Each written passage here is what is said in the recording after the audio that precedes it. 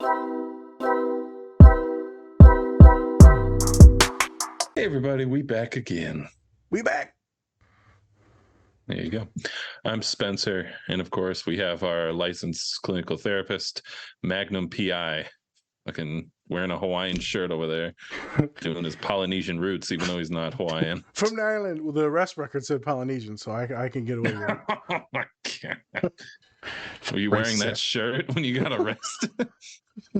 No, he was just racist as shit. So. Oh, okay. There you go. It's even I'm better. Dr. Nas. I'm educated now. Sure you are. And this is the Different Spectrums podcast, where we talk about movies, shows, and the mental health aspects that surround them. We also like to have some laughs, so don't take us too seriously. Or do. That's up to you. There you go. Also, don't forget to run up those likes for us. So before we get into it and I introduce our guests for today, go check out Bub's Naturals, Cure Hydration, Pinfinity, and of course our Silver Dollar Candle Company. So for Bub's Naturals and Cure Hydration and Pinfinity, you can get 20% off. Just go to our link tree and click on the link, and you can get 20% off your entire order. So do that. Also, check out our merch. We have a lot of cool things on there. A lot of neurodiversity merch, as well as just mental health overall. So go check them out. All right. So with that, we'd like to bring in our special guest for today. She is, gosh, gotta get the crap out of my throat.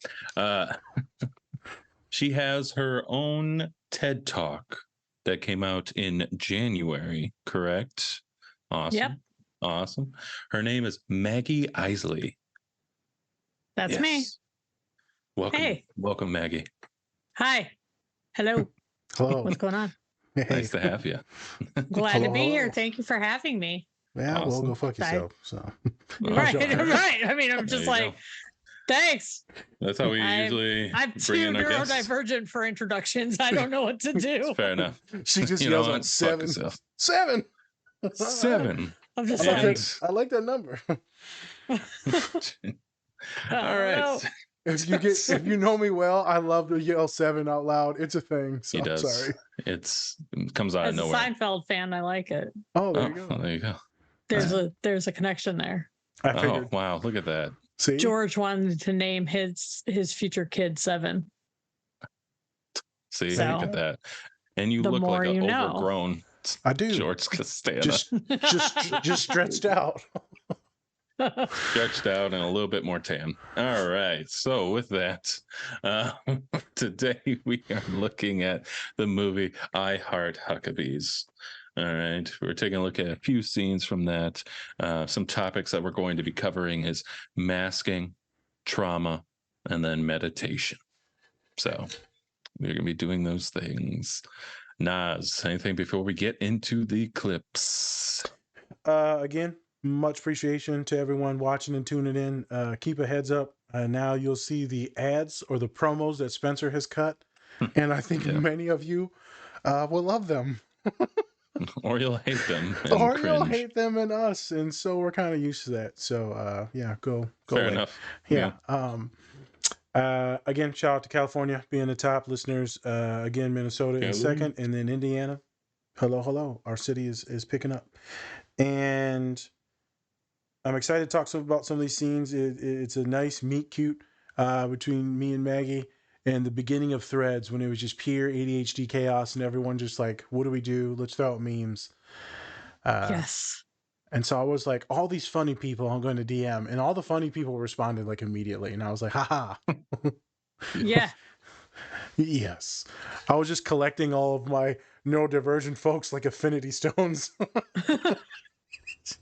I have them all to destroy the universe. Oh, there you go. Yep. So I'm excited for today, just to have some fun, just to talk, and maybe we exchange ideas, maybe we help out a few people, and worst case scenario, we talk a little bit of shit for a couple hours. So there you go. Let's get into the scenes. Let's talk about these wonderful actors and how they portray masking ADHD and then trauma and how it can be displayed, because your parents are like flaming narcissists. So right, let's get into it. let's do it. And I appreciate Spence recognizing and putting some respect on the shirt. Yeah. I thought you were gonna sing. I thought you were gonna sing with a ukulele.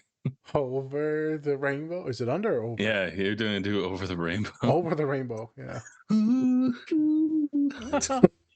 Okay. Whoop whoop. Whoop whoop. Can we get a whoop whoop, Maggie? It does say everybody says it. So whoop whoop. Oh Did I do it? Did I do it? He read off the script. Well, everyone says it. Yeah, this is totally not a scripted show, folks. No, it's a guideline for people with autism who need some kind of Jesus structure. Christ, I'm going to get canceled now. You gave the autistic people a script? They don't need your structure. No, I do. I do. Yeah. That's why I made it. I do. Was like, I like would have died without it. Yeah. Well, there you go. I'm glad you're alive. All right. It's literally up on half my screen because I can't. That like, works. I'm too autistic to be without. Well, we're going to abandon the script now. No. It says we have to keep going off of this, right? Yes. I have to sign off up and everything. Yeah. So we're done. Yeah. I've baptized it. This has been blessed. And then now we'll get into the stuff. Oh my God. Holy shit, it's hot in here. Turn on the fan. Yeah. Oh, fuck. I got to go turn the light switch on. Hey everyone, before we get into the show, please check out our collaborator, Bubs Naturals. They sell a variety of health and wellness products, including collagen peptides, MCT oil powder, coffee, apple cider vinegar gummies, and other amazing products. Go to bubsnaturals.com and use our code DSP20 to get 20% off your entire order. I just ordered their apple cider and vinegar gummies, and I'm excited to try them.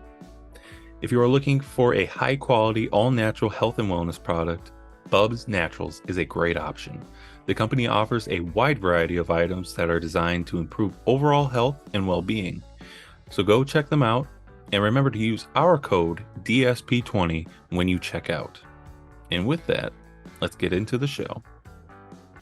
You have several stories that you like to tell over and over and over and over. Oh, that's not... Come on, that's a lie. I'm not boring like him. Like the mayonnaise story, the mayo story. May 18th, sales meeting. Shania's there, promoting her apparel, right? It's 4 o'clock. She's starving. She hates mayonnaise, right? Allergic to it. So I ordered a ton of tuna fish sandwiches. Back then, that's all she's eating. Tuna fish. No mayo, darling. June 5th, driving range. No joke. We gave her a chicken salad sandwich once. She threw up in the back of the limo. June 30th, the lake. Shania's there, promoting her apparel, right? It's 4 o'clock. She's starving. She's a busy lady. So I ordered a ton of tuna fish sandwiches. That's all she's eating back then, tuna fish. July 9th, flight 27 to Chicago. Shania's there promoting her apparel, right? It's 4 o'clock. She's starving. The lady hates chicken salad. Gave it to her once. She threw up. August 17th, conference call. Shania's there promoting her apparel, right? No mayo. She hates it, and she cannot eat chicken salad. That's no joke. September 3rd, in traffic, your cell phone. Shania's there promoting her apparel, right? Back then, that's all she's eating, tuna fish. No mayo. I ate 2 of the sandwiches in front of her. She now eats 1.5. Now she believes me. She eats 1.5 sandwiches before she realizes it's chicken salad.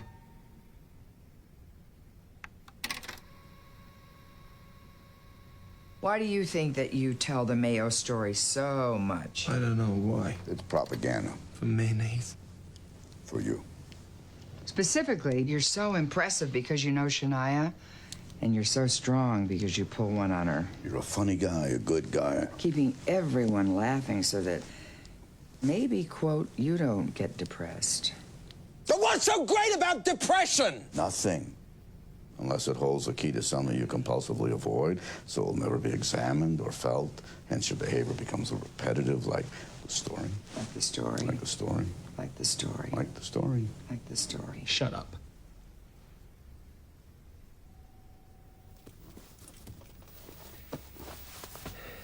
All right. I don't have to tell stories. What do you think would happen if you didn't tell the stories? Are you being yourself? How am I not myself? How am I not myself? Myself. Myself. How am I not myself? How am I not myself?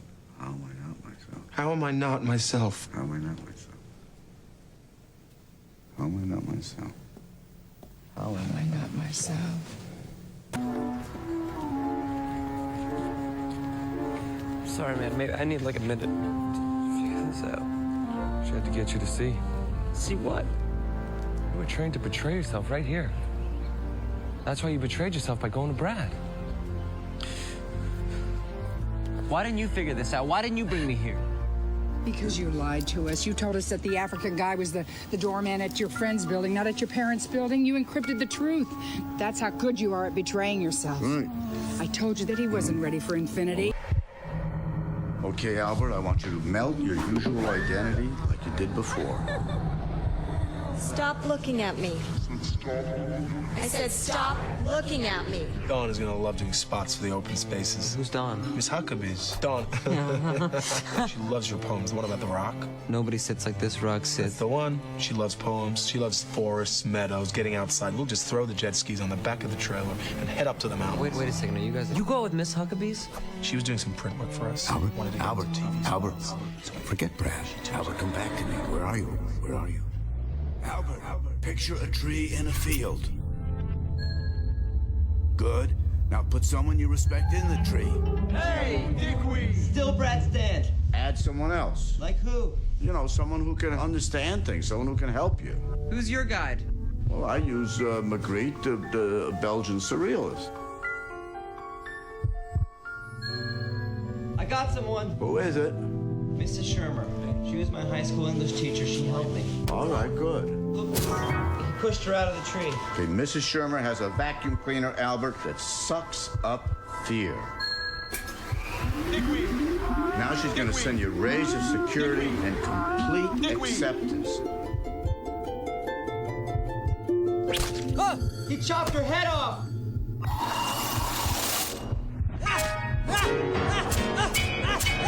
We back again. And we're live. For now. Because I about had a heart attack a couple minutes ago because this lady is crazy.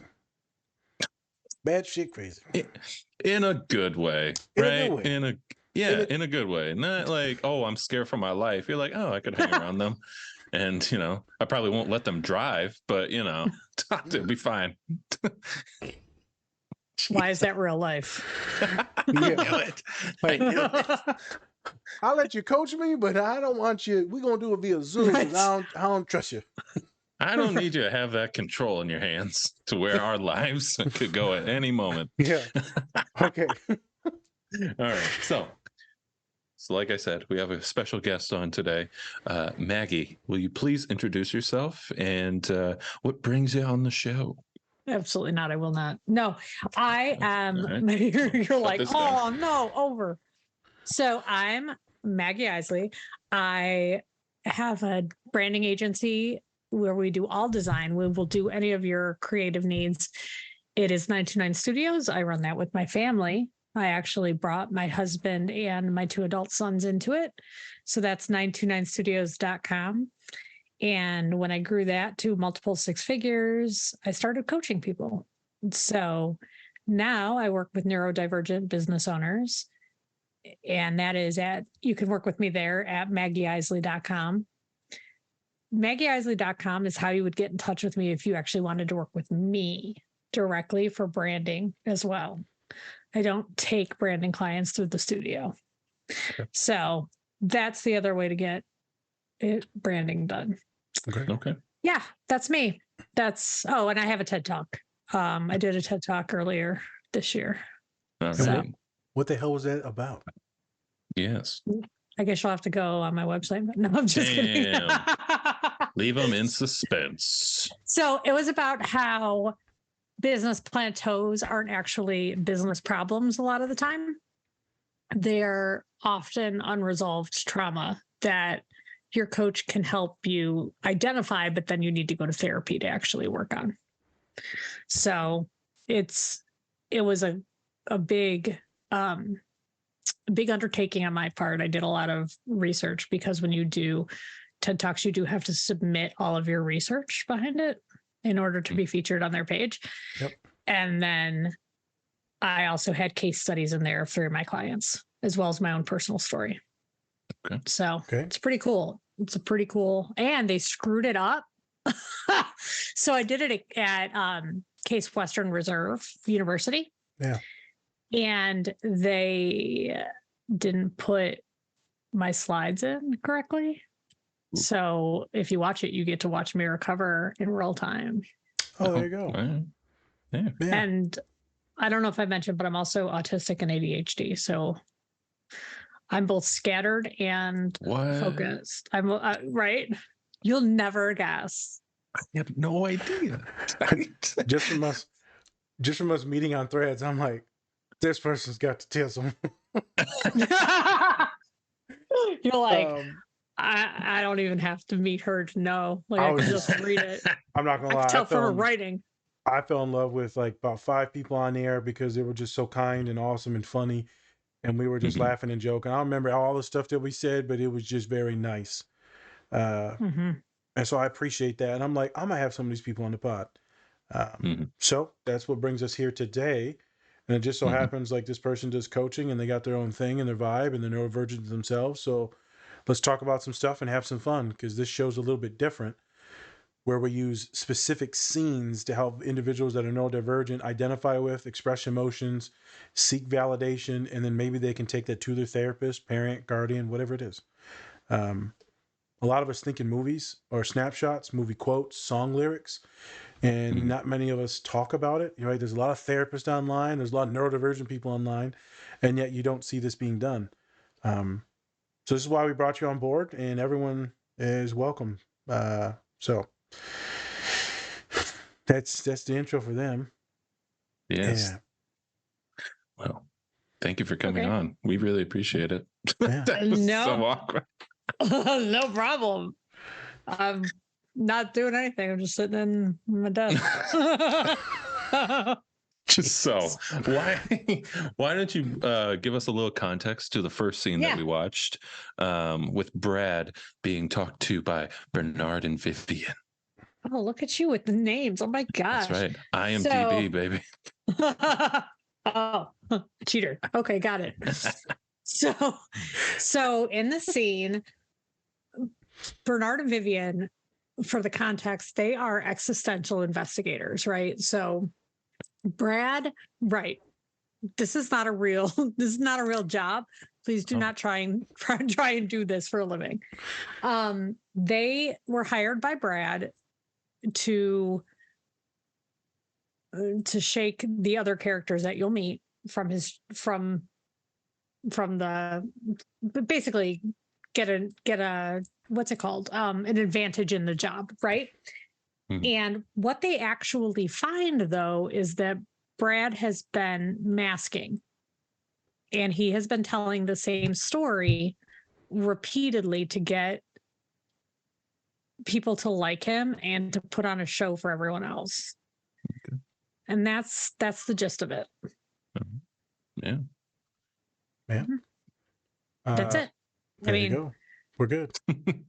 And in the scene, he pretty much tells, like they show it to him, and he realizes, he goes from being like, whatever, dude, I'm awesome, to actually seeing what he's doing.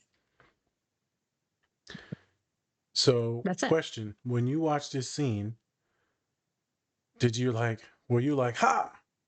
Or do you feel like clients are like, ha? Do you get any of that validation? Do you see people get validation? Do you relate to that scene? That's what I was wondering. This whole movie, I saw the movie before I was diagnosed with anything, but my kids were, and I was like, "Oh, this is tough." I was like, "This is so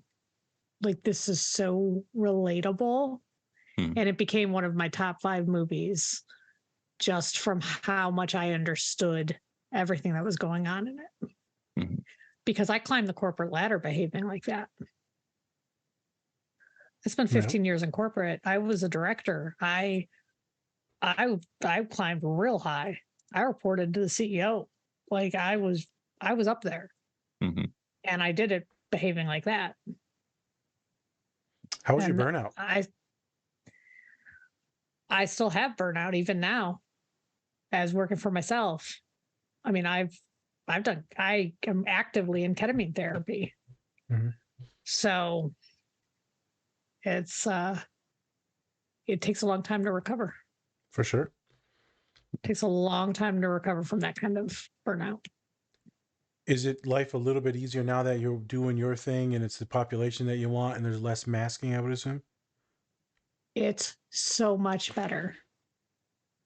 That's why I only work with clients who, like, I have the agency and my family runs the agency, but I only work with clients who come through my main website, because that means they've read my copy. They know who I am. They understand, and they haven't been repelled by my personality, which is a huge deal because I can be repellent. So if you aren't disgusted by me, then my life is so much easier. I mean, and you can just be you and make money. It's wild. It's wild. Isn't it awesome? And then some people can heal from that and they can feel validated, affirmed from that. Yeah. It's like when I get them damn rabbits, they keep eating my flowers outside. So you got, you put the repellent down. You know, the repellent is like deer piss. You're like a fine aged deer piss. I likes it. Uh-huh. She's gonna be like, well, how'd the podcast go? Nas, the therapist, said I was like deer piss. Yep. He compared me to deer piss, so I'm doing okay, I think. Yeah. I think that's a good thing, right? I think, like, once I'm actually going to put that as a bit of copy on my website. Once compared to deer piss. Please do not. Recently compared. Recently compared to deer piss. Yeah, Dr. Nas. Yes. Yeah. That's it. What a guy. I'm so that's sorry. what I'm going to put on. Well, are you though? But it's good, like, because that's, if you're currently in corporate, you're gonna, if you see that, you're just like, oh shit, that's my life. Mm-hmm. And you can make the moves. That's literally what I did. Like, I was like, this is bullshit. What am I doing? And that's how I started my own business. I started a blog on the side and grew it into a whole business. I started from nothing. What do you think was like the turning point? Like what was the thing that really made you go like, I can't do this anymore? Was there like an event that happened, or was it just something that just, like you said, like the burnout just built up too much over time? You want to hear a cool story? Sure. And only go as far as you want to as well. Yeah, of course. Oh yeah. Don't worry. Don't worry. I don't give in to peer pressure. Don't worry. Well, I got some meth if you want it. I'm good. Yeah, all right. Yeah. I'm We're okay. joking, people. It does not have meth. Nobody has meth. Idiot. So my boss was taken out of this is all public record. Okay. My boss was, and I've talked about it before on podcasts. So my boss was taken out of our place of employment in handcuffs by the FBI for embezzling millions of dollars. Happens. They'll do it. And then someone from outside the department was promoted. And I was still doing all the work. So then I left. And then he got fired because nobody picked up the slack. But I left. I went and found just an easier job. And I realized no matter where I went, it was the same shit. It was the same shit. Yep. And people were asking me to, like when I was a director, it was expected that I worked weekends as well as during the week. And everywhere I went, it was like that. So I was like, okay, I'm just going to start a little side blog. And I, just by having somewhere to write and put that creativity out, I landed sponsorships with hair dye companies, major soda companies, like huge sponsorship deals. And that got the attention of small businesses. And then they wanted to work with me. And all I had to do was think outside of the standard. Yep. The standard box, right? All I had to do was, but I left my initial comfort zone of something that I could have easily retired from. You know, that I worked at an insurance company and I was in finance and I could have easily retired from there. But when my boss was taken out in handcuffs, I was like, why am I here? I was like, what am I doing here? Yeah. And it just I would have been like, how come I ain't stealing shit? I should have been. Right. I was like, I won't get caught. I was like, how? Well, then I found out the FBI had investigated me because I was actually the accidental mule. I was the one bringing him the checks because he trusted, like he had hired me. So I had been delivering the checks from accounts payable to him. And it was just like this whole thing. And then I was like, I'm never going to go anywhere in this company now. Yep. Because I guess I was like, I got to get out of here. And then when I went everywhere else, I was like, whoa, it sucks everywhere. I was like, holy shit, it sucks everywhere I go. And like, I became a branch manager in a corporate location, literally going directly to the CEO. I became a director. Like everywhere I went, I got promoted like instantly. Like I'm an exceptional employee.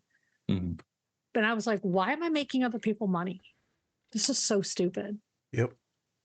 I want to point out a couple things there. So I was talking to a human today and we was talking about, you know, what they want to do and where they're going, this and that. And I said, you know, I pull out the whiteboard and I draw a circle and a dot in the middle. I said, what do you learn?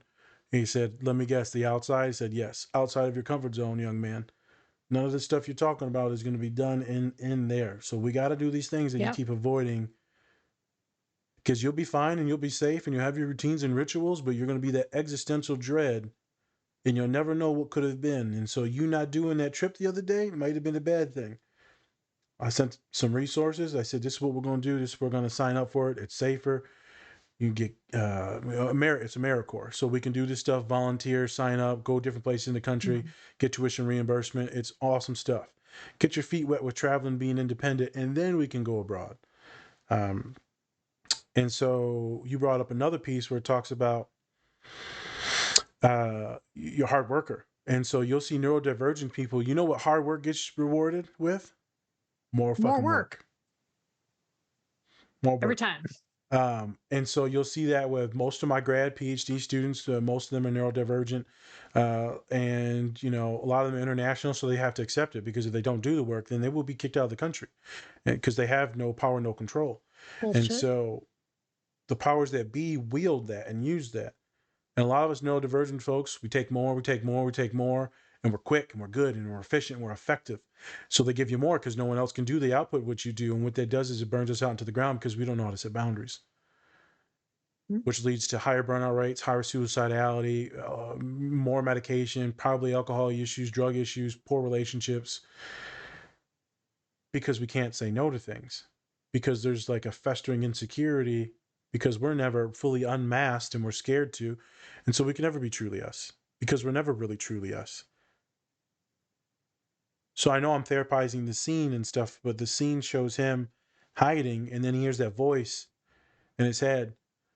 Who are you? What are you? What are you doing? And then he goes to the bathroom and the other guy's running his mouth and he goes, yep.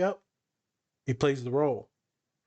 It's a sad reality for many folks. I love having you and a bunch of these neurodivergent people that are coming on the pod. Why?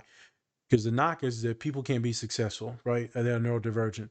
The people that are diagnosed or undiagnosed, that they can't get degrees, that they can't get CEO jobs, that they're not articulate and eloquent, right? That they can't have Dr. Nazir Zerka on their name. You can do all of those things. I would beg to differ that most of the doctors are neurodivergent. Most of the great artists, musicians, writers, poets are neurodivergent. But the way society perverts things is it shows everyone is neurotypical. Some of our supreme athletes in the States, neurodivergent. I'm bringing this up because it's wonderful to have people on the pod talking about this the shit I did. And then things went sideways. And then I did some more stuff, and now I'm back. My family's involved, and we're all doing this. Mm-hmm. That's kind of cool. Because there's some parents that are listening to this. None of us hold 9-to-5 jobs. We all, like, I built something that employs 4 adults who are all neurodivergent. Yep. And we don't have to depend on anyone in the outside. Like, I find clients find us. Yeah. Just because of who we are as people. Yep. It's kind of cool. It's awesome. I'm glad that we got to do. I saw this, and in this scene, they talk about his brother liking geckos, and they say you got sympathy for your brother. Sympathy, when we use that in therapy, is a negative thing. Sympathy is you look at someone down in the well in the hole, and you're like, haha, too bad. Like, I'm glad it's not me. Empathy is when you actually feel it. So not everyone has the ability to feel, but a lot of us can also cognitively feel. There's different ways to feel things. There's emotional, there's also cognitive. And his brother had no empathy for his neurodivergent brother. There was sympathy, it was pity, it was shame, it was guilt. He said, oh, he can lose weight. Stop talking about fucking geckos. For those of you that have loved ones, family members, if they're going to talk about their hyperfixation, let them talk. Ask questions. I don't care if it's not something you don't like. I don't like a lot of shit some people talk to me about, but I ask questions because I'm curious. But that gives you no right to rag on someone because they like some weird thing. That was the disgusting part of that scene, where he was ashamed of his brother. And I didn't like that. I know a lot of people are like that. They shame their family members for being weird. So I think a lot of people will see that scene and they'll relate to the pain that the brother's projecting onto the other brother, because it's projection. He's projecting his own insecurities onto his neurodivergent brother that likes geckos. And you see him getting anxious and nerved up, and then he starts playing with the gecko because it's safe and he's stimming. I'm like, you're neurodivergent too, you asshole. I wanted to bring that up, therapizing. Spence, when you've seen this scene, first of all, I've never seen Jude Law that young, so it's my first time ever seeing him that young. like, ooh. I feel like Justin Timberlake. I was like, what the fuck? Who are you? Who are you? Could you easily pick out that the brother was neurodivergent in there? You're like, yeah. Because of the geckos and the weight and stuff, yeah. Yeah, a little bit, but I think it was also, like you said, I think that a lot of the times when people are just trying to be quote unquote normal, they're always looking to beat down the person that, you know, might be like once again, the quote unquote weirdo of the family, right? And so happens a lot. I think I was probably a weirdo in my family's definitely.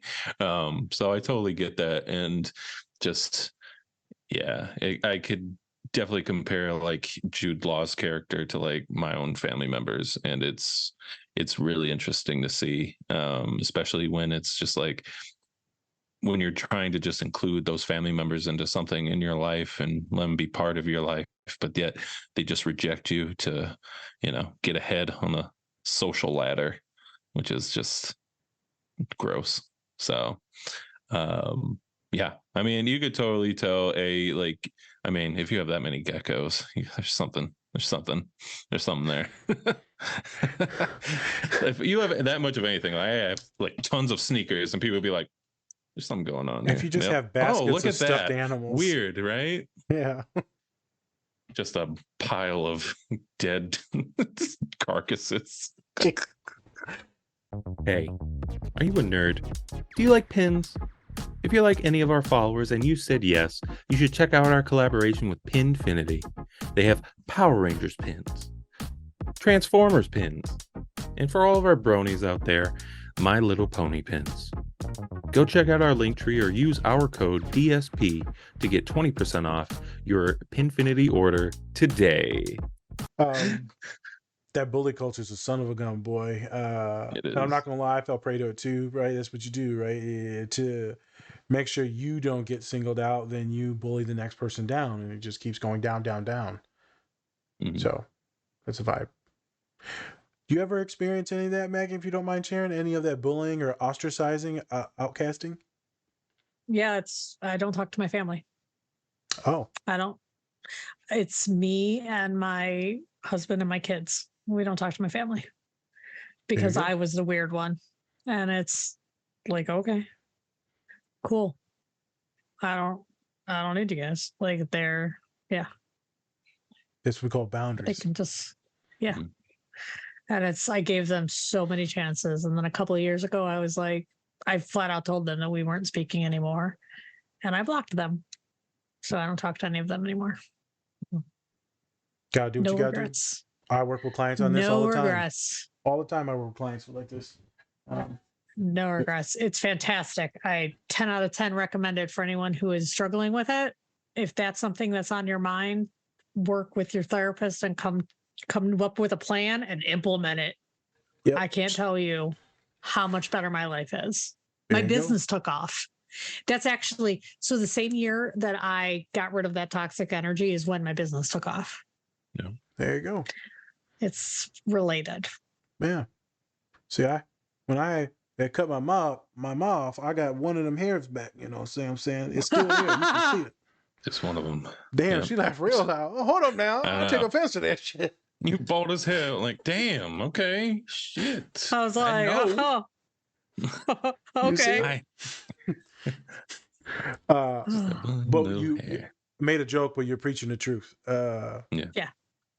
You know, consult, figure out a plan. If you're privileged enough, if you got the right supports and resources to do it, execute and do what you have to do. Because if people are not willing to meet you where you want to be met, to treat you the way you should be treated, then it is not unhealthy to cut people off. They're like, oh, that's unhealthy. Like, no, if someone's constantly damaging you and hurting you and traumatizing you, then it is appropriate to protect yourself, your family. Your family comes first. Mm-hmm. Your peace of mind comes first. And so I deal that a lot of my neurodivergent clients just can't cut the cords with toxic friends, family members, siblings, parents.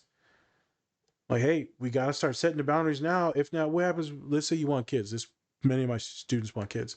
So you're going to teach your little daughter to act like this and to just accept the abuse? Well, no, I would never. So, Mama, you're going to have to do this now. Mm-hmm.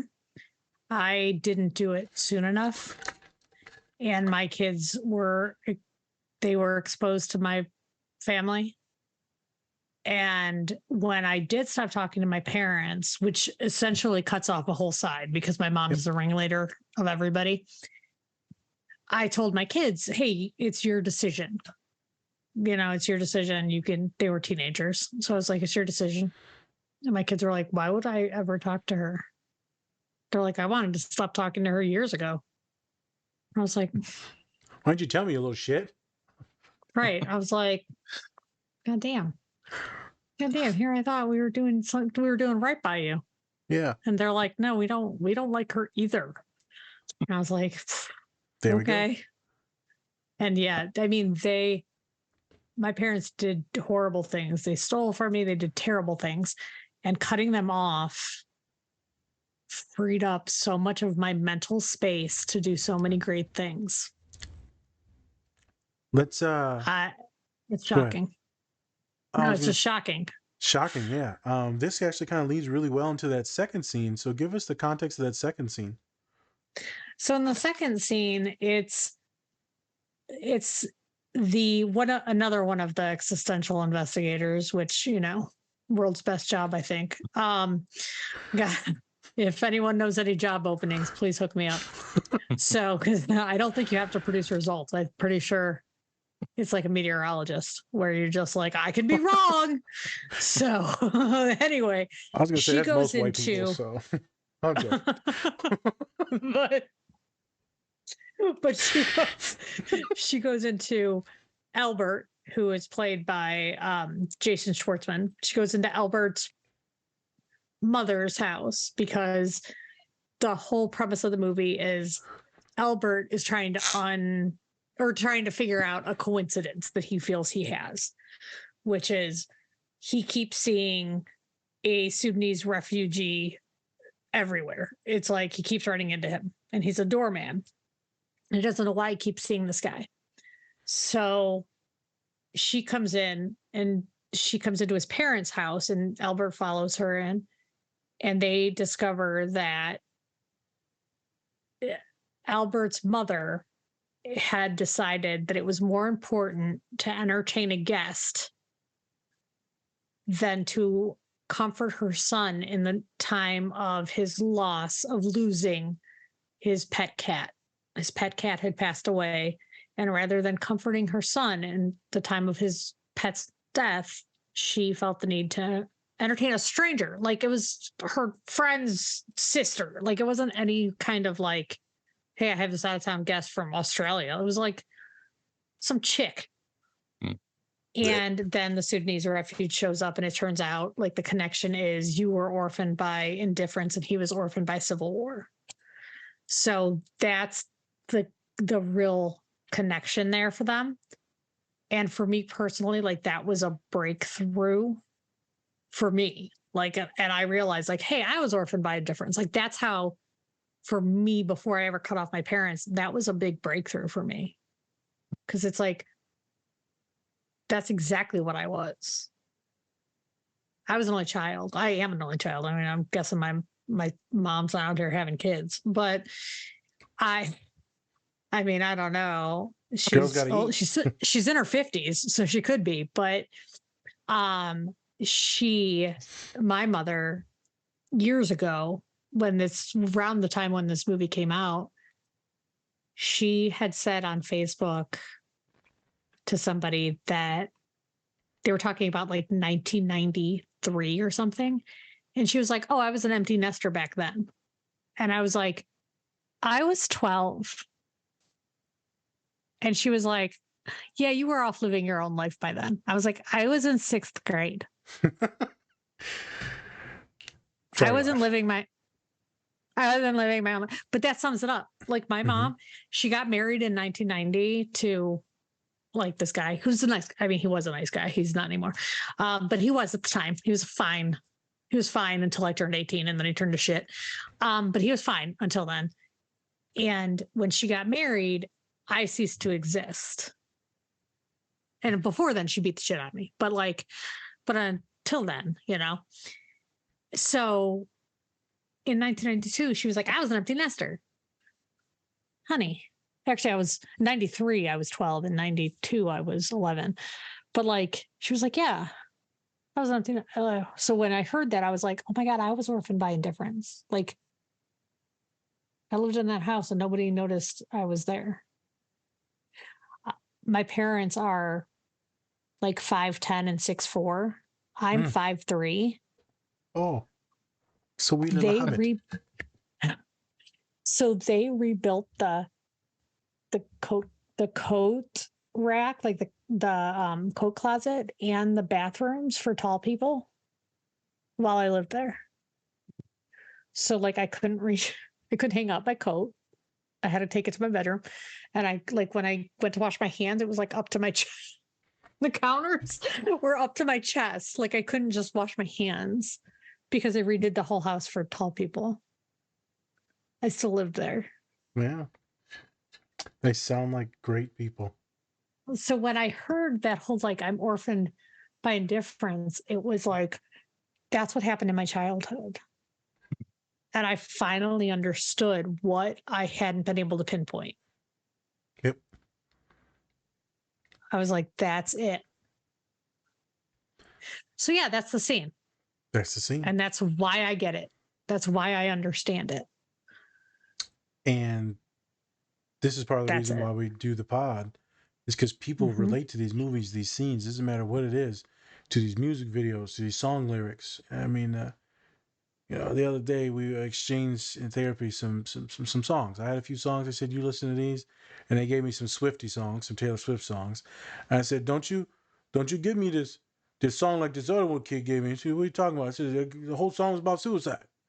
And so I had to call the student back in as soon as I listened to it the next day. And he said, "Oh, well, these aren't about that. They're all about a heartbreak." I'm like, "Okay." But like, let me hear no crazy shit now, because I will call you back in this office. It was funny. But people relate to these certain things. I'm glad that you found something to open up some doors, some pathways for you to relate, some data points. Yeah. And it's like, I don't know about Swift songs, but her songs are all like, don't be mean. Okay. I'll try not to be. Don't you do it.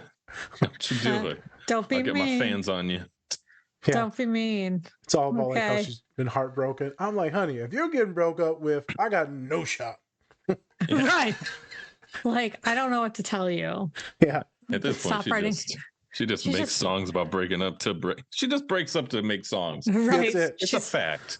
It's a fact. It's like there's no way. Like there's the same issue here. It's you because you try different guys every time, and yet we get the same sad songs. It's like you're just no good. I don't know what to tell you. I'm like, honey, you're ace. It's fine. Like it's just accept it. Right. You're selling out stadiums, and yet you can't find a man. What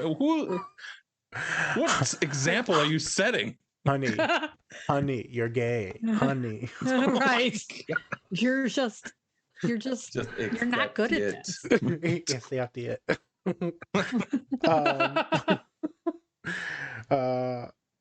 Yeah, well, I'm going to be terrified of Taylor Swift fans for the next couple of days. But I know they're going to be like, "What did you say?"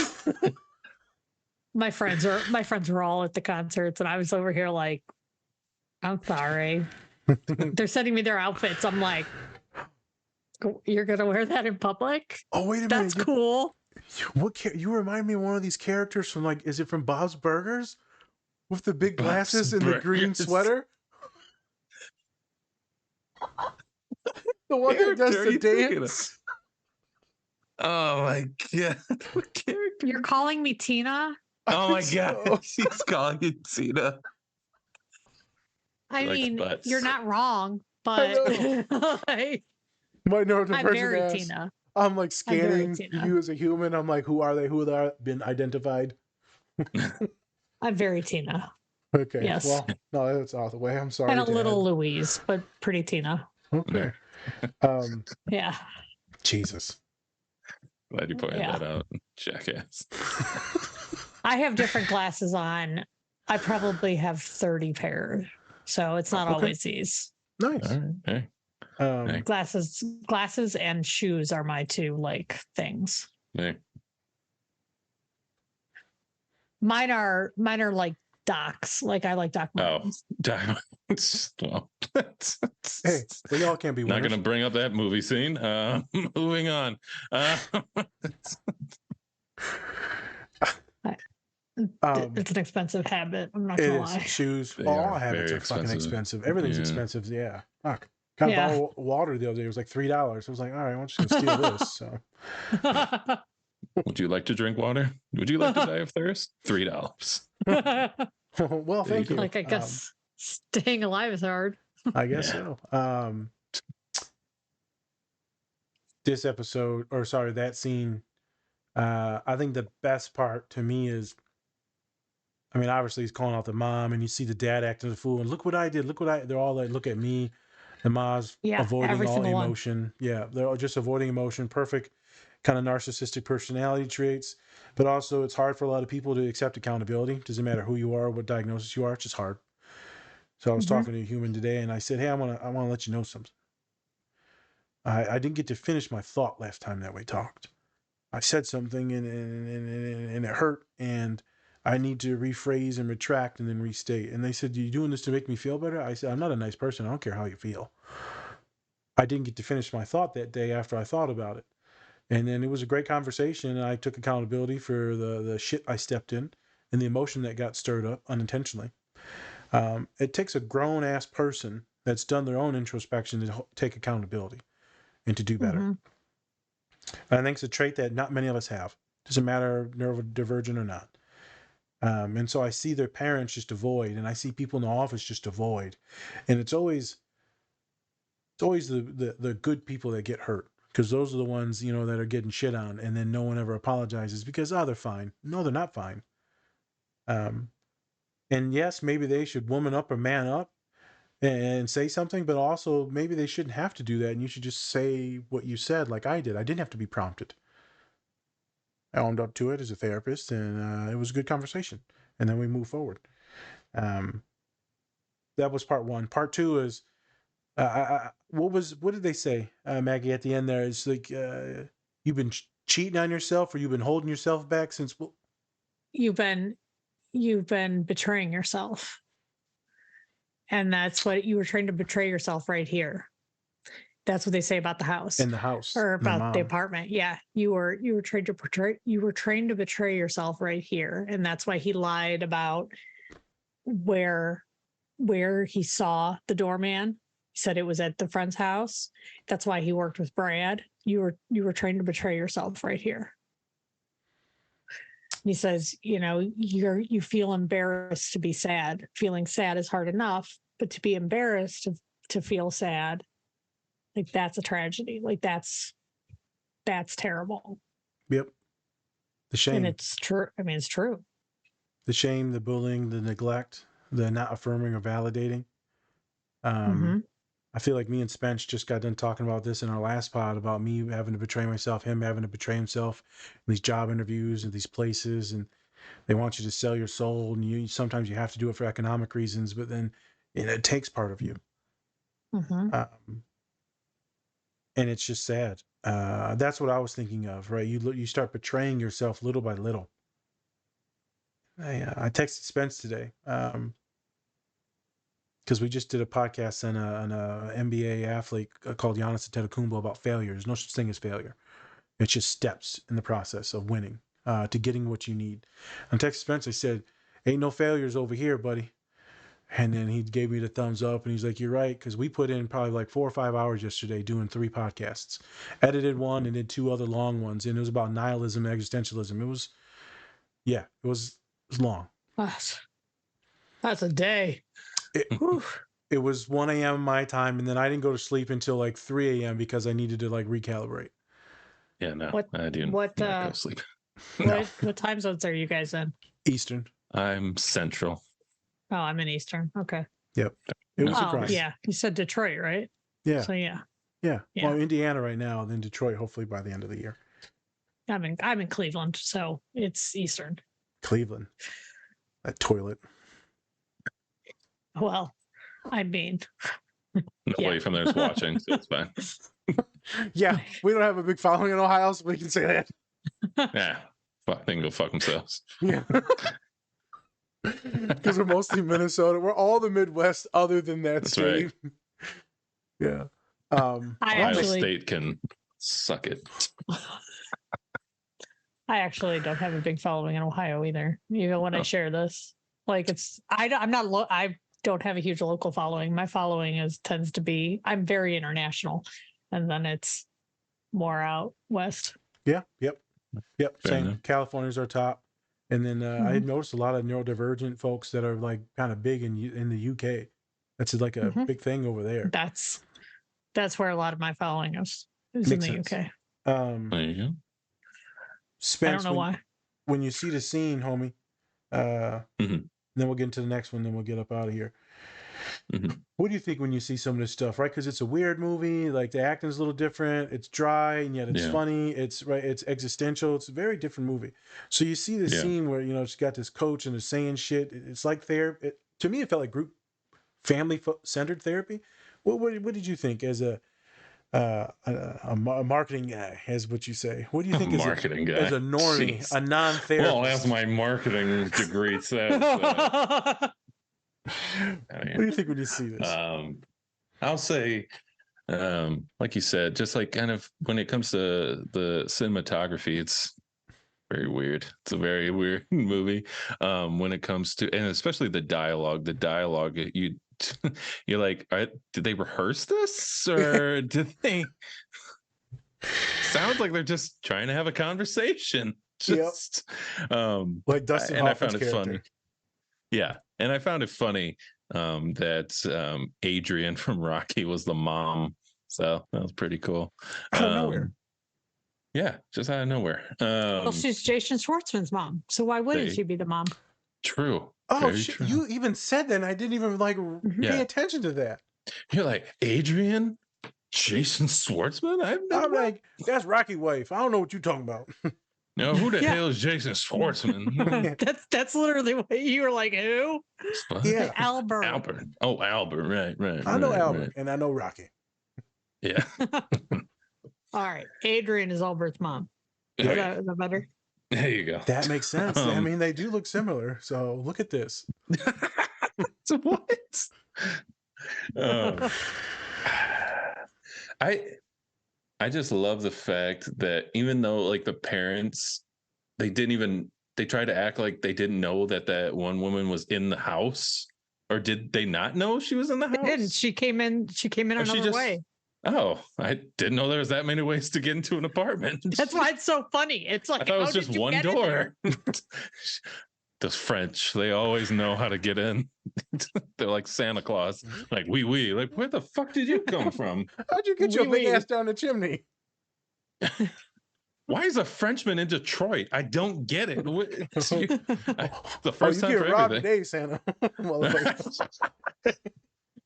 Give me that baguette right now, homie. But anyways, yeah, it's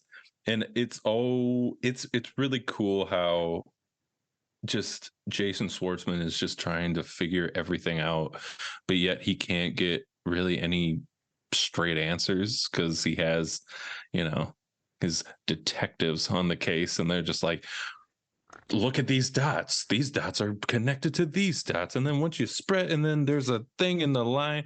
And they lost me there. I was like, I don't know what the fuck is happening right now. I don't get this. But I haven't actually seen the movie, so I can't actually say I don't completely get it because I don't. But I watched the full movie, and then parts of the time I'm like, I have no fucking clue what's going on. It's like, what are you going for here? I don't know. It's all the blanket. Yeah. Every time I hear blanket, version. I think of baby blanket. Like, I just get baby blanket in my head, and then we're all tied together in this web of baby blankets. I think of Michael Jackson's kid from back in the day when they used to call him Blanket. Oh, okay. That's what I think of. Whatever they're is that not his name anymore? I thought that I don't know what the kid's name. I don't know what it might still be Blanket Jackson. Jesus. We're all Blanket Jackson. Yeah. That's it. We're all just threads in the cosmos. Don't let me fall. Yeah. Well, that's a wet blanket. Oh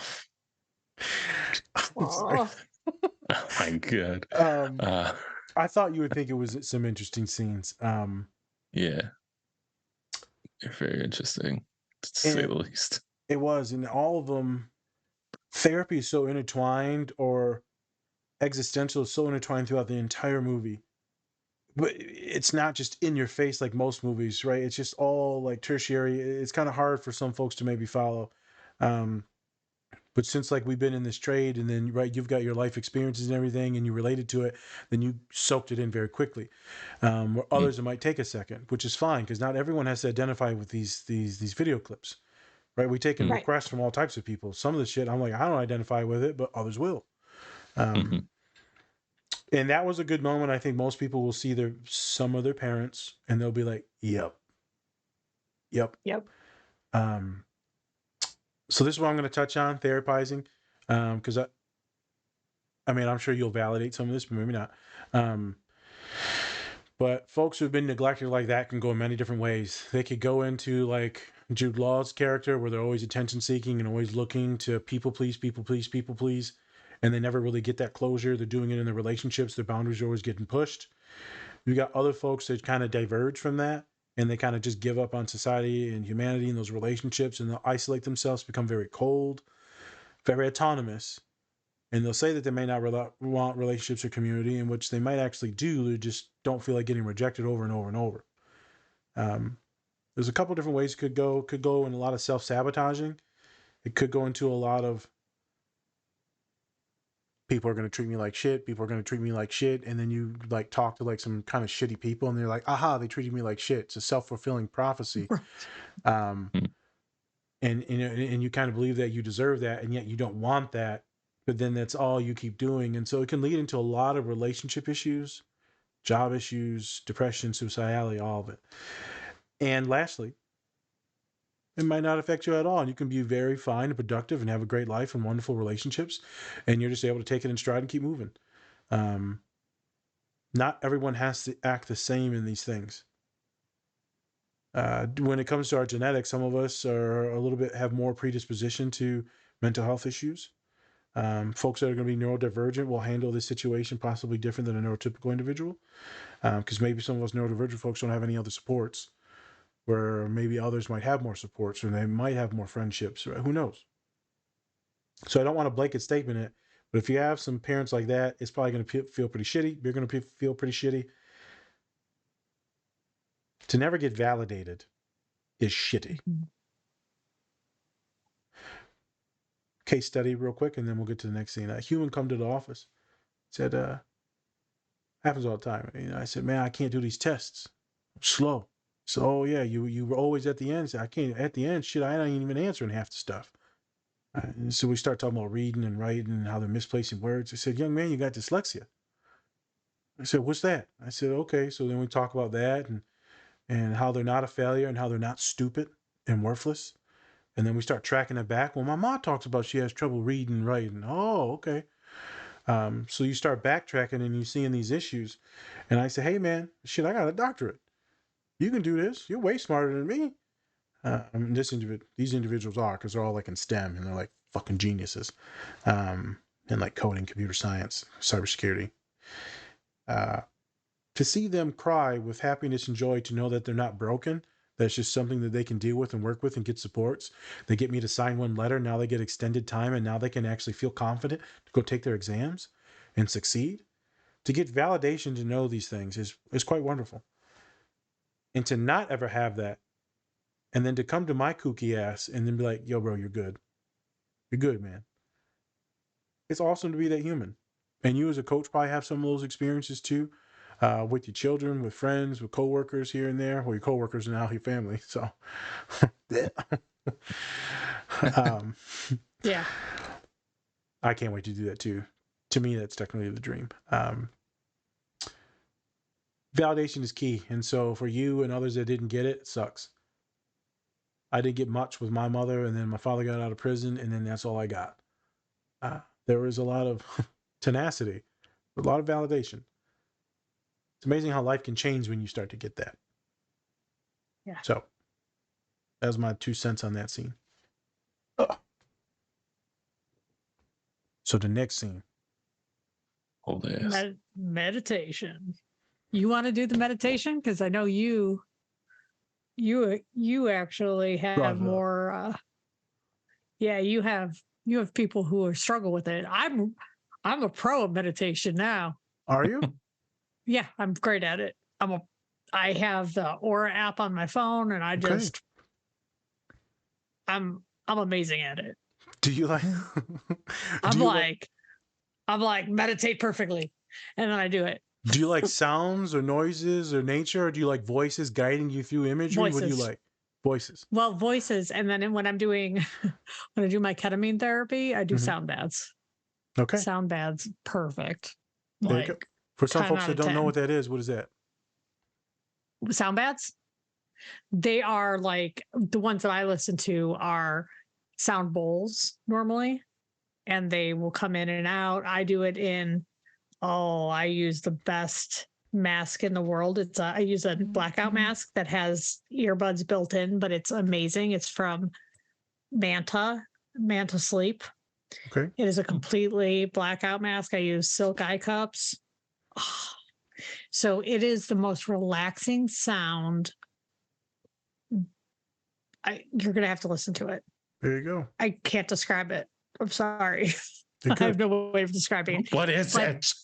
But the ones that I listen to have the sound bowls and like the actual sound bowl where people are playing them with like stuff. Yeah, I know what you're talking about. Yeah. Yeah. Like the sound. I keep making this spinning motion like that would solve it, but making some pizza. Yeah. You stirring up cocaine? What are you doing? Stirring that coca. No, I'm making that meth you wanted. Oh, Like, no, I didn't want it. I'm doing. selling it to you. Oh no, I don't want it. I'm making my own. Remember? Oh, you're making your own No, for me to but- sell back to you? No, you Right. make it and then he sells it. Yeah. It's Okay, perfect we'll figure it out. scheme It's a right there. family We business got it. now. right. That's the only kind of business I run. I know. So yeah. Spence, But no, if you were to do it's- meditation, what type of sounds would you like to listen to? I thought you were about to say if you were willing to do meth. Like, what? No, I don't want to. He's like, I like my teeth. Yeah. I would probably have to say so when I worked at Lululemon, I had this thing called the Mirror, and they actually had meditation classes. And so I usually just like sounds. Sometimes it's like it depends on the instructor. Like I can listen to their voice and I don't really need anything else. I just need their voice. But for the most part, I like to just kind of sit there and then kind of listen to the sounds, because then I can usually with like music or anything else, I can block out like any other type of noises that I hear.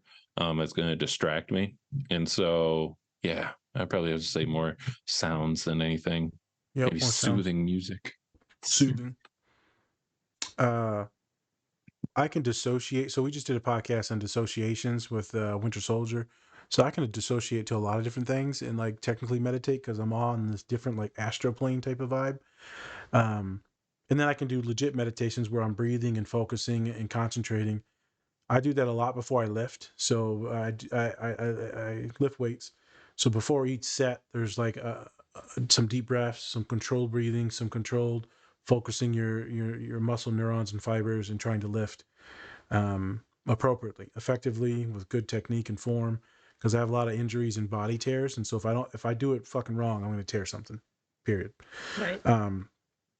So I can do my meditations like that. It's very good with music. There's this damn singer named Hoser, this Irishman, and fucking puts me in a different place. I can just put it on. I'm like, ooh. And I don't even hear the words, and I'm just like crying. I'm like, God damn it, not again.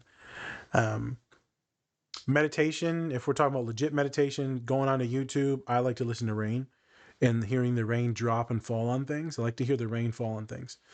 When I'm doing group therapy and I like something in the background, I like to play this YouTube channel. I think my dude's name is Nomadic Ambiance. And so he just walks around with his high def camera and all these different sceneries around the world, and it's just rain and you just hear the droplets, and he just walks throughout nature, cities. It's awesome.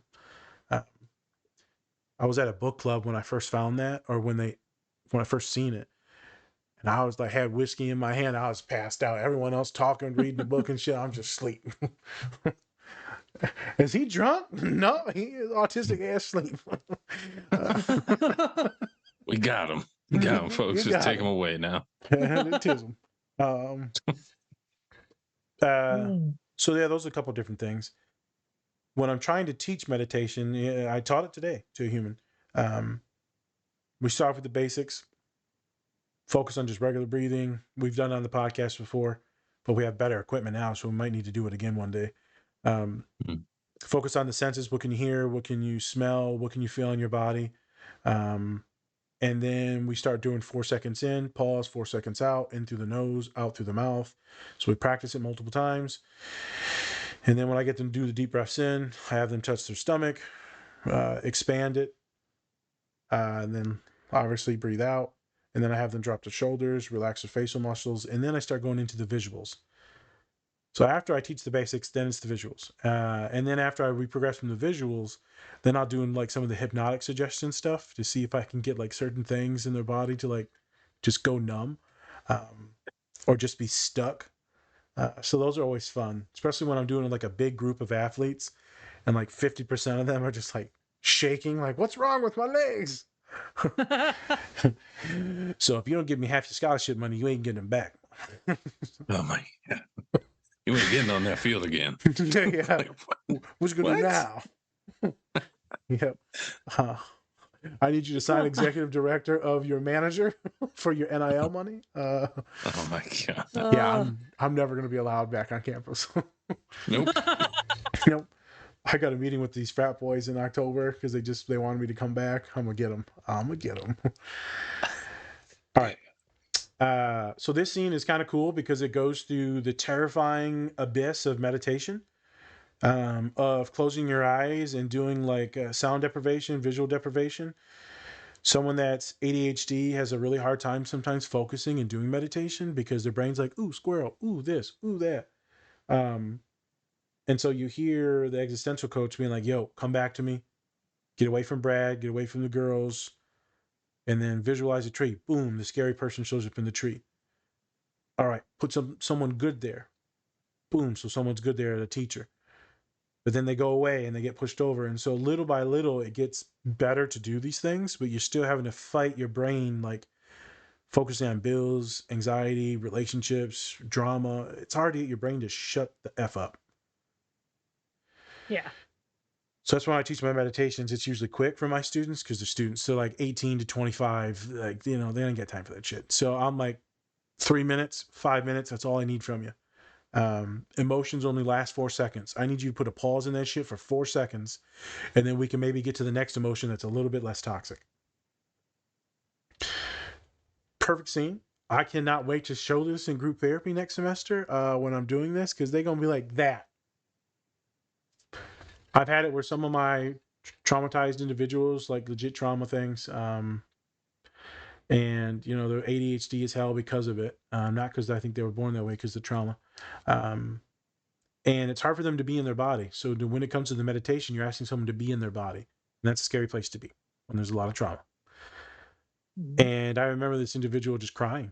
They're like, I can't do it. And I'm like, all right, homie, it's fine. And she just starts crying. I'm like, oh my God, I broke her. Like we were just doing the breathing. I can't see the visuals.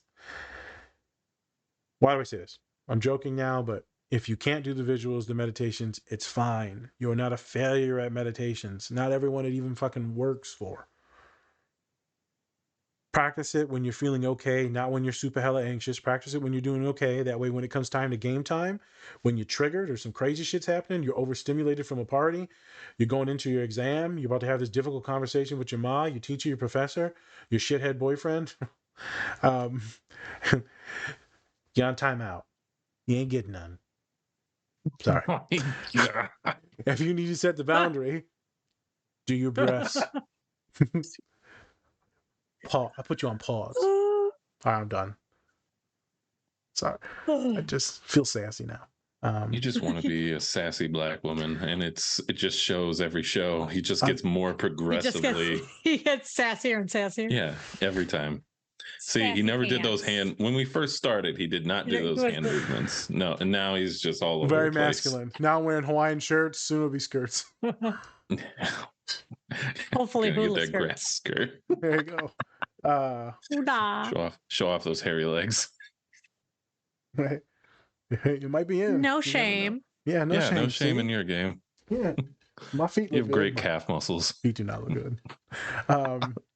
Hey, this is your co-host Spencer, and I'm bringing you a special message from our collaborator, Silver Dollar Candles. They have great scents to go with great messages, just like Best Dad Ever, True Crime and Chill, and my personal favorite, When This Candle Is Lit, Give Me That.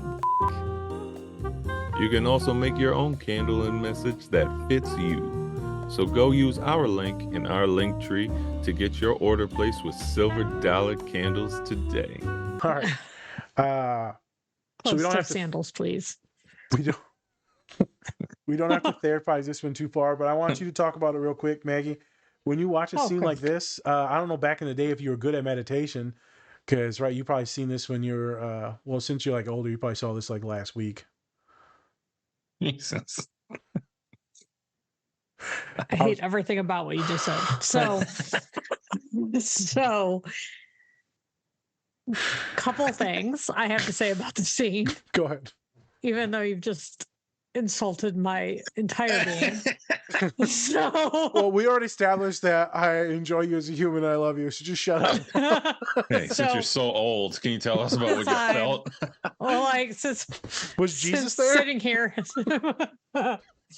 Yes, Jesus was there. He told me that you need to stop it. That's what he told me. Okay, well, yeah.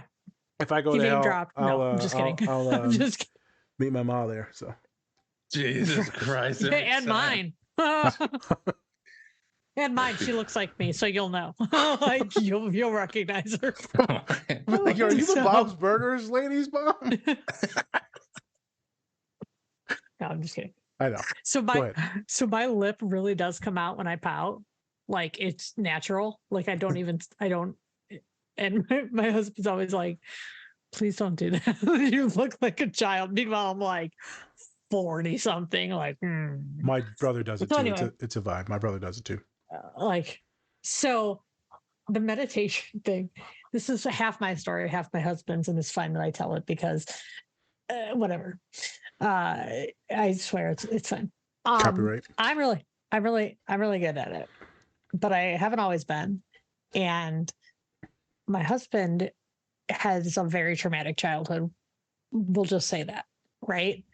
Well, to escape from it when he was young, he used to meditate, like not knowing that he meditated, right? Like that's just the disassociation that you do to get away from trauma. Yep. So as adults, I was like, oh my gosh, so I'm meditating because I'm like so good at meditating. Listen to this. Like, let's do it. I will play it on my phone and we can do this guided meditation together. And he was like, this is making me so anxious because I just realized I meditated to escape trauma. He was like, but I will do a guided meditation for you. So he's talked me through one and he put himself to sleep. Like he was trying to talk me through a guided meditation. He was just like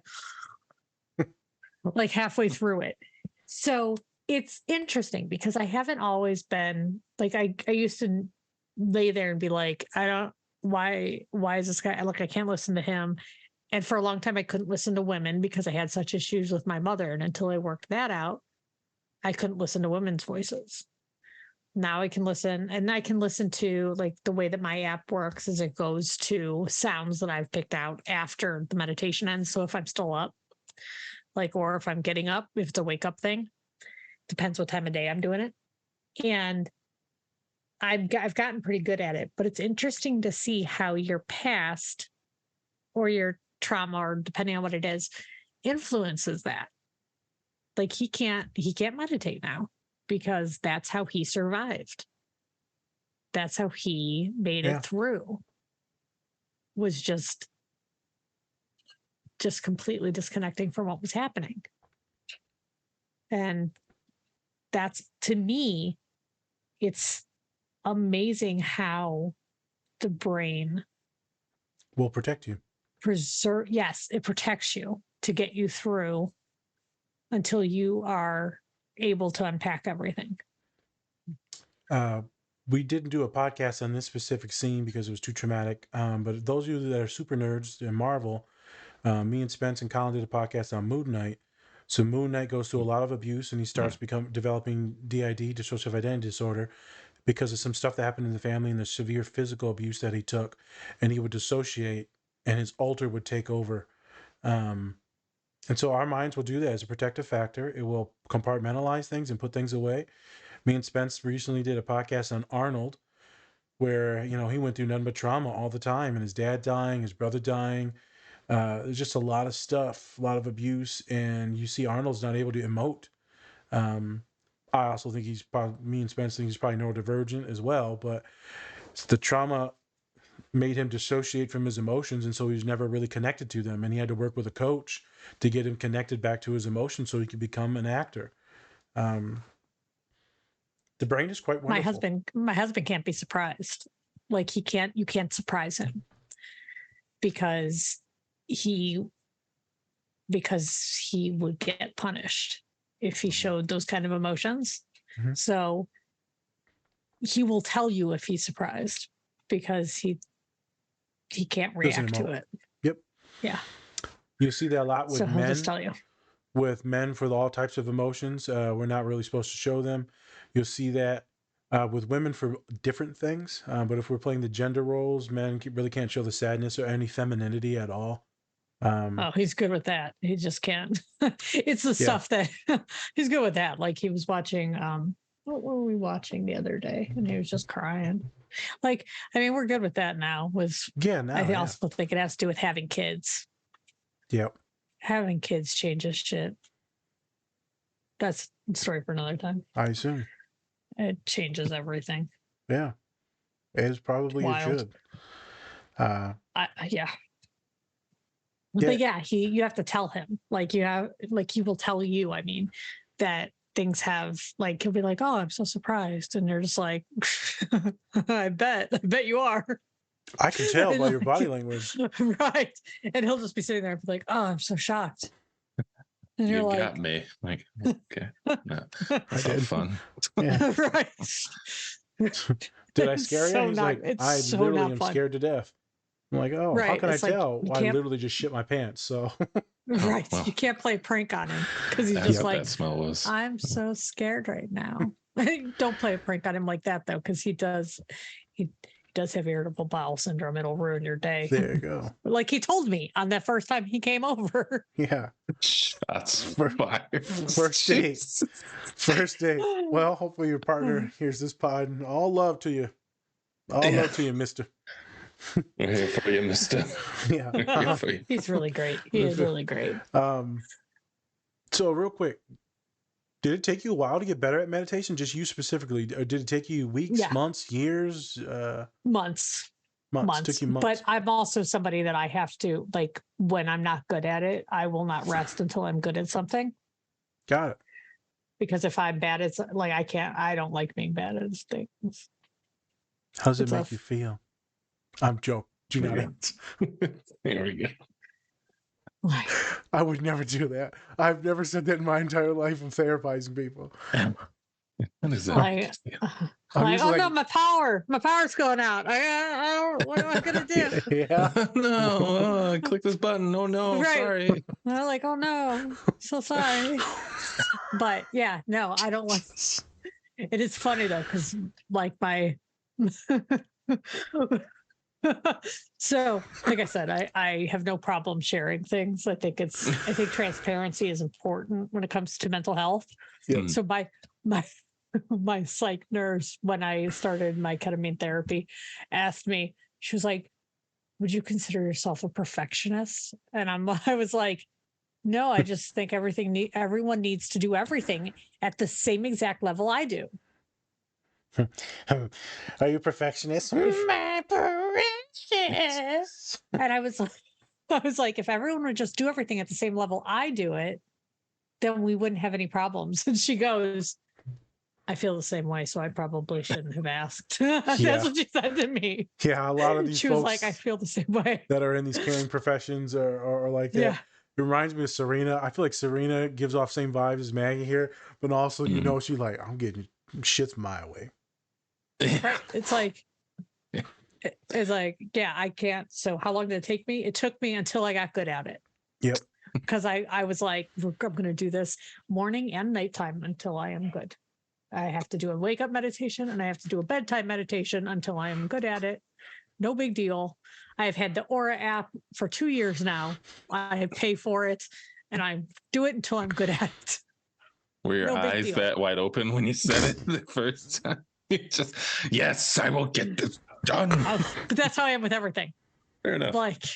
Fair enough. That's me with anything that I'm not good at. I'm like, I'll just keep doing it until I'm good at it, and I won't do anything else. To a T. It's hyperfixation to a T, hyperfocus, whatever hyper you want to put in front of that shit.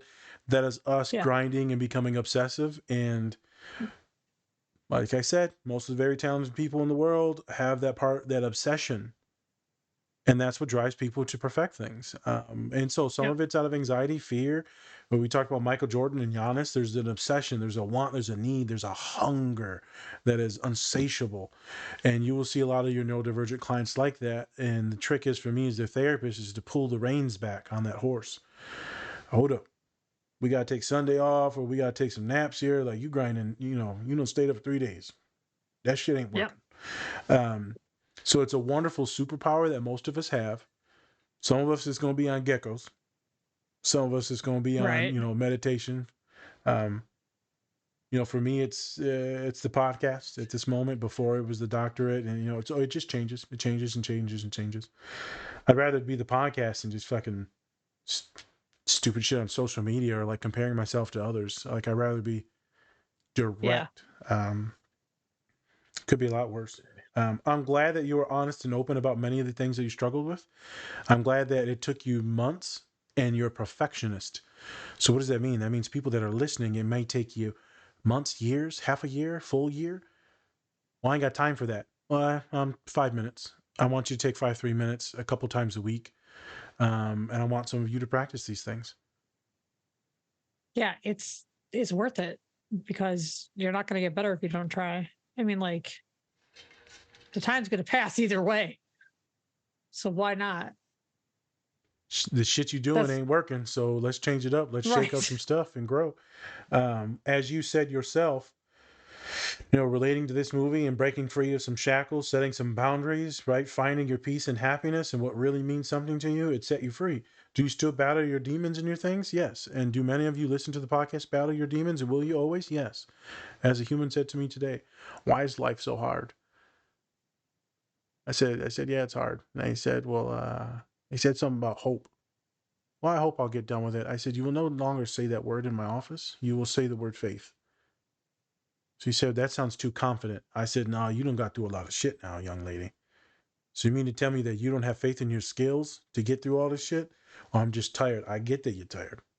You're like 2 years away from being financially secure and your family secure for the rest of your life. You got this. So have faith in your abilities, folks.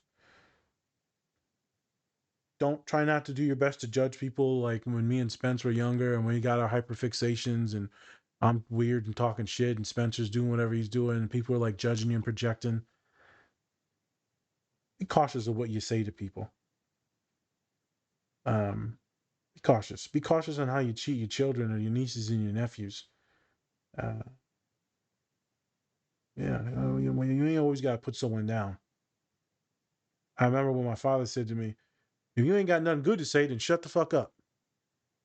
If you got nothing positive to add to the conversation and you're just going to say something nasty, so people know I don't say really anything nasty or like badmouth people. It's not my thing, especially in like, I'll talk shit with y'all, but I'm like actually badmouth people. That's not a thing that I do. And people will cut me off at work because I don't partake. Be very cautious, my neurodivergent folks. That's a different point for a different day, but we'll wrap up here. People will try to bait you into conversations. They'll say something bad about Tiffany or whatever it is. Be cautious on that bait because they're trying to get you to say something and then they're going to pin some things on you. Be very cautious about bad-mouthing people in the office. Don't play into it. Just listen and get out of there. Something that I learned very early and my father taught me very early. It's helped me out a lot in my career. Some of you may be naive like I was and just start saying shit. And you're like, yep, now I'm in trouble. It's the whole Mean Girls thing. Yeah. Throwback movie. Wow. All right. Look at you. Look at me. That's a great movie, though. It is. About personality disorders. It's going to rain. It's going to rain. Remember when the one girl grabs her boobs to see what the weather is?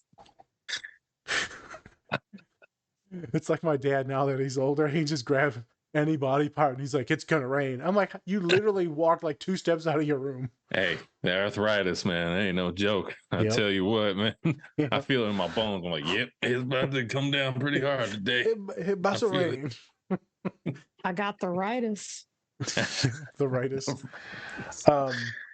Maggie, you got any conclusions, any wrap-ups, any soliloquies you want to go on real quick before we get out of here? Any last-minute tangible, here we go, I'm giving you direction. Some tangible stuff to give to people at home or in the car or on the toilet. Wipe front to back. There you go. There you go. Are we using wet wipes or is it just dry wipes right now? Oh, wet. You don't, wet wipes. There you don't. Yeah. Wet wipes, wipe front to back. And flush our twice if necessary. Be like, what is going on? The producer being my father. Yes. Why did you end it there? You shouldn't have asked to wrap it up for people on the toilet. Yeah, that's my fault. Yep. No, I threw a squirrel at you and you ran with it. I'm sorry. Yeah. That's what happens. What kind of fucking... I don't know. It's late. I haven't slept much. Jesus. My sugar's off. My sugar. It's a sassy black woman coming out of here. Maggie, anything for the people that are listening at home? Yeah, Sorry. follow me on Instagram and let's talk. Oh no, actually, if you have Threads, let's hang out there because that's actually where I'm fun. All right. Correct. My name's Maggie D, like Diane Isley, Isley. Hang out with me on Threads. There we go. That's actually it. That's my whole call to action because I'm fun. Yep. And then we could talk about movies. We could talk about mental health. We could talk about my newest Doc Martens, which I did post a picture of. That kind of stuff. There we go. Nice. And then I assume you have a link in your bio for people that can find you as well and stuff, your websites. Absolutely. And then it'll be linked to all of our stuff too. Okay. And you could find me if you find me on Instagram or there, same name. It has a link to literally everything you could want from me. Okay. See her in public, though. Tree. You see her in public, don't say shit, though. I don't want you around. Yeah, don't. If you see me, we don't know each other. Yeah. Alrighty. On that note, thank you, Maggie, for joining us today. We really appreciate it. Would love to have you back in the future. All right, I'll pick out some next stuff to watch. I already have ideas. There we go. There you go. Look at that. And before we go, please check out Bubs Naturals, Cure Hydration, Pinfinity, and then, of course, Silver Dollar Candle Company. They have great stuff. Go to our link tree to get 20% off your entire order. Look at that. That's Pinfinity right there. That's a Blue Ranger face. Yep. You're doing a great job there. Fucking Moana looking motherfucker. So thank you everybody for joining us today. Also go check out our self-help resources in our link tree. A lot of great things in there. And if you use any of those resources, please donate some of that moolah, because Nas put a lot of effort into those resources. So go check those out. And then once again, check out our merch. We have a lot of great stuff on our merch page. Once again, go to the link tree. Everything's there. I'm Spencer. That's Nas. This is the Different Spectrums podcast. All right, everyone. Much love. And remember, take care of yourself. Or don't. And that's completely up to you. All right, folks. Aloha. Hey, brother.